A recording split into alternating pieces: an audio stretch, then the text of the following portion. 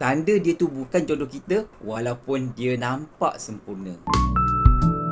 Kadang orang tu baik, tapi hati kita tak tenang pun bila bersama dengan dia. Kadang dia nampak sempurna pada kertas ataupun portal online, tapi hati kita rasa berat untuk dekat dengan dia. 5 tanda dia bukan jodoh kita walaupun kita dah cuba yakinkan diri.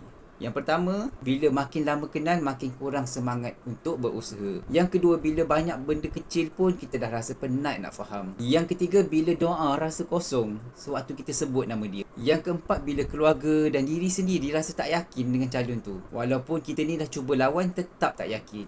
Yang kelima, bila dia buat kita ni rasa tak cukup baik. Bukannya sama-sama nak perbaiki, tapi nak nampakkan dia je yang baiknya. So, kadang-kadang melepaskan ni bukan satu benda yang salah.